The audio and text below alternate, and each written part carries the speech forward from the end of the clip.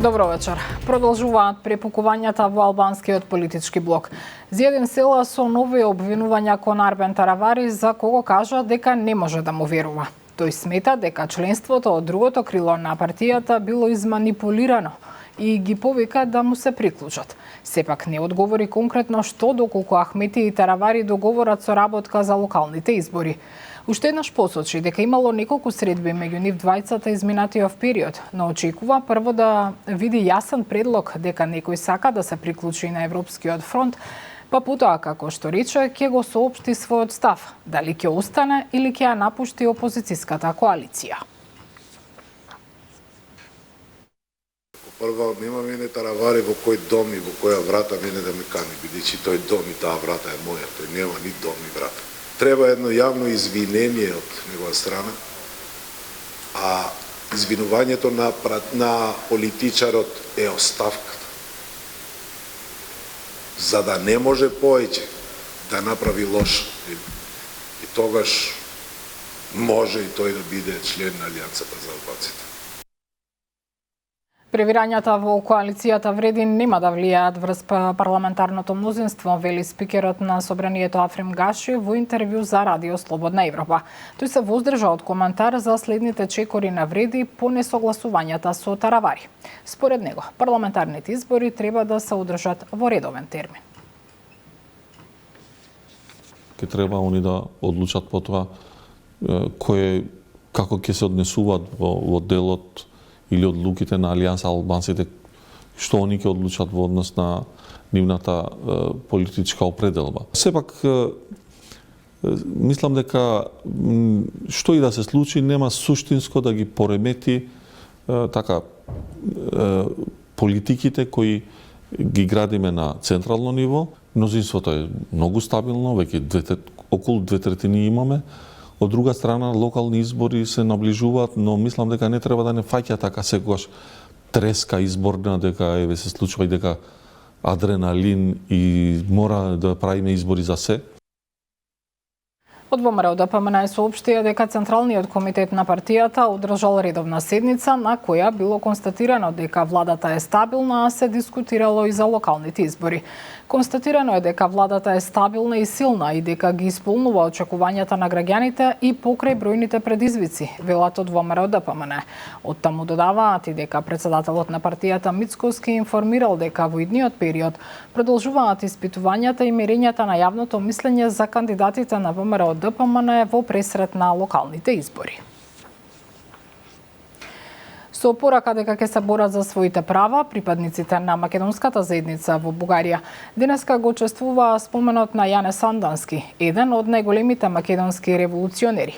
Стојко Стојков од Омо Илинден Пирин за Канал 5 вели дека ваквиот вид настани ќе продолжат и во иднина, а иако имало најави, сепак одбележувањето поминало без инциденти. Со него разговараше Јован Ѓорговски. Соборот помина добро, навистина добро, имаше богата програма, два различни ансамбли беа тука, повеќе пејачи, оркестар, имаше луѓе од цела Пиринска Македонија, од Република Македонија дојдоа исто така од Егејска, имаше од натрешноста на Бугарија, па дури од странство имаше луѓе. Немаше толку колку што очекувавме и причина за тоа е што имаше некоја малку чудна, да наречеме, кампања на заплашување на луѓето, кој што течеше претходните денови, во смисла вчера на социјалните медии во Бугарија, социјалните мрежи, и по телевизија и по вестници, излегува лажни вести дека се очекуваат судари, дека се очекуваат провокации, дека некои националисти ќе доаѓале овде со автобуси да прават тепачки, дека целиот Мелник е блокиран од полиција и така натаму, а пак од друга страна знаете дека излезе веста за Тихомир Стојановски, како му ставиат црн печат да не може да влезе во Бугарија, па така доста луѓе кои што од Македонија би сакале да дојдат, веројатно се откажале за да не ризикуваат да им стават црн печата, и доста луѓе од нашиот крај решија да прескокнат ова година, бидејќи се плашат дека ќе има судари и провокации. Но без разлика имаше неколку стотин луѓе, најмалку.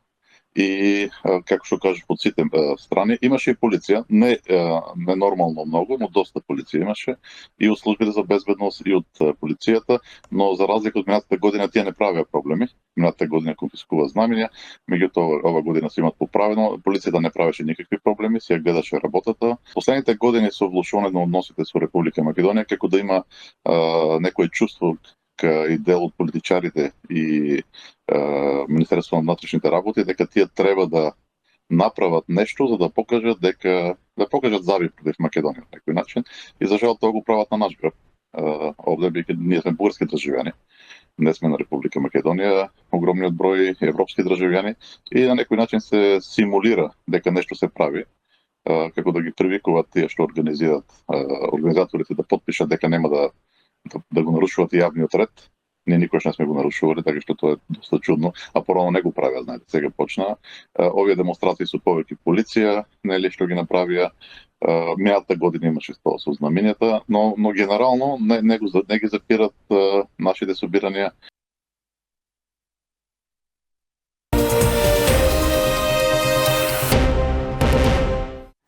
Скопските улици изедоа уште една жртва. Загина 16-годишен моторџија во Чаир откако нокеска се судрил со 14-годишник на тротинет.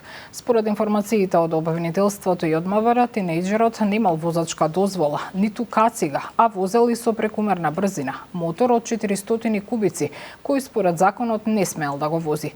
14-годишникот со тротинетот пак завршил со повреди на клиника, каде е задржан на лекување. Во секторот за внатрешни работи Скопје е пријавено дека на улица Цветан Димов во Скопје се случила сообраќајна несреќа помеѓу мотоцикл Piaggio Beverly со скопски регистарски ознаки, управуван од 16-годишник од Скопје и електричен тротинет управуван од 14-годишник од Скопје. Министерот за здравство Арбен Таравари, придружуван од представници на конзулатот на Македонија во Истанбул, ја посети болницата каде што се лекуваат двајца од младите повредени во трагедијата што се случи во Кочани.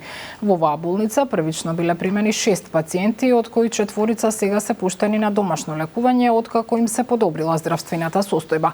Двајцата преостанати пациенти, Мартин и Борис, се во стабилна состојба и продолжуваат со закрепнувањето, соопшти Таравари. За време на посетата, како што посочува тој, се сретнал и со родителите на пациентите, изразувајќи поддршка и солидарност. Со музички настапи, читање на одбрани дела и говори во Дебармаало, попладнево беше одбележан 73-тиот роден ден на великанот на македонската книжевност и драматургија Горан Стефановски. Дел од присутните го опишаа како личност која оставила неизбришлива трага врз културниот простор на земјава, кој не бил само драмски автор, туку и глас на едно време. Таму беше Здравко Димитров. Со музички настапи, читање на одбрани дела и говори, а под слоганот Горан е тука, во Скопско Дебармаало се одбележа 73 годишнината од роденденот на великанот на македонската книжевност и драматургија Горан Стефановски. Настанот традиционално беше покрај споменикот направен во негова чест. Ова е местото каде што е поставена спомен клупата на Горан. Символично е поставена во триаголниот парк во Дебармаало, неговото омилено место во Скопје. Дел од присутните Стефановски го опишаа како личност кој оставил неизбришлива трага врз културниот простор на Македонија, но и пошироко.